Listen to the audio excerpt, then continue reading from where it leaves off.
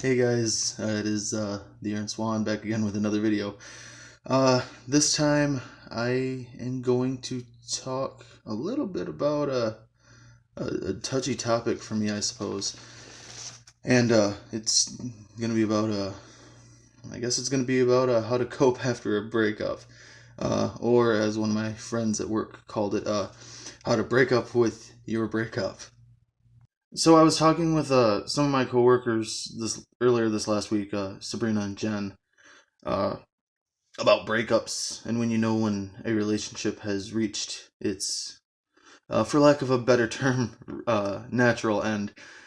And I, for some reason, I found myself reflecting on some of my former relationships and my divorce, and watching and tearing up to videos of people sharing breakup texts and last moments of their relationships. And while I was sharing with Sabrina what to look for as far as what her now, as far as I see it, recent ex would do to try to keep her and manipulate her, I found myself pretty surprised and frankly proud of some of the phrases that kept uh, leaving my mouth. And that phrase was, I know I can tell you what he might do because I was that person who did it. Now, many of you guys know that I went through a divorce almost 3 years ago. Wow, 3 years. Um, but when I was going through my divorce, I did many, dare I say, underhanded and manipulative things that many people that in and myself included at the time would call it survival or panic mode. And these tactics would include such things as guilt tripping, laying the blame on them, gaslighting, bargaining, a lot of bargaining, and lot of fake crises, which the go-to one anymore is well, my family's gonna miss you, and my ex relative is having a heart attack or is doing sick, or uh, any kind of emergency, or even as far lengths as I'm going to kill myself if you don't stay with me. A lot of them could also be strong arming or intimidation, or just anything that you would do in a survival instinct to try to keep the one that you think you love. Um, and while many would think these tactics could work and end happily ever after, I believe it just leads to entrapment and loathing and just hate in the victimized partner, i.e., the one that wants to leave and sort their life out. In reality, these are actions based purely in fear and fear based thinking. Uh, the fear that routine will change and will turn the world upside down and might lead to nothing but absolute world ending chaos. And as I told Sabrina, I know purely because I was this person and I lived this.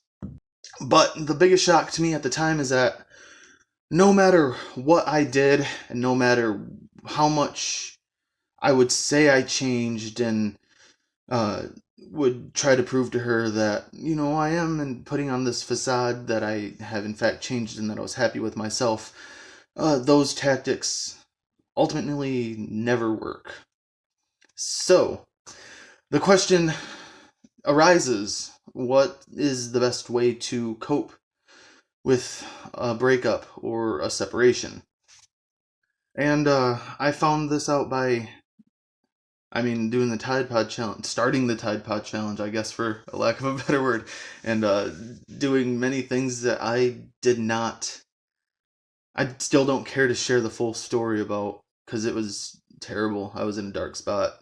Ultimately went to jail where I found out the answer. And that answer is to work on yourself. Uh, Pinpoint any unhealthy beliefs that lead to what made the relationship unhealthy on your part, and do what you can to fix or heal from that aspect of your past or behavior, be it unhealthy relationships as far as your parents, like divorces. Um, some people will deal with abuse in their past and as ultimately take it out on their partner because they themselves were treated miserably in their past, or in one of their past relationships. They were the ones that were the victims, so they feel they could get the power by bullying the one that they think is the one. And honestly, I'm still in the midst of working on and healing from my my old ways. I still find myself being very depressed and uh, going into the state of suicidism where I'm not gonna hurt myself, or I'm not gonna try to kill myself. But if anything were to happen with it, I'm completely at peace with it. But that's something that's completely based off my childhood and anything that happened in my past, and that gives me a sense of power. And ultimately, it's unhealthy and toxic, but I'm still working on it. Everybody is still working on themselves, and that's the best we can do.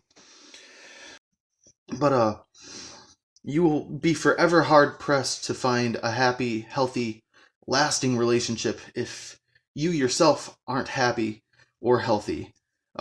It took me, like I said, a lot of time to get closure from my divorce and heal from aspects of my past and my childhood, and actually start to like myself.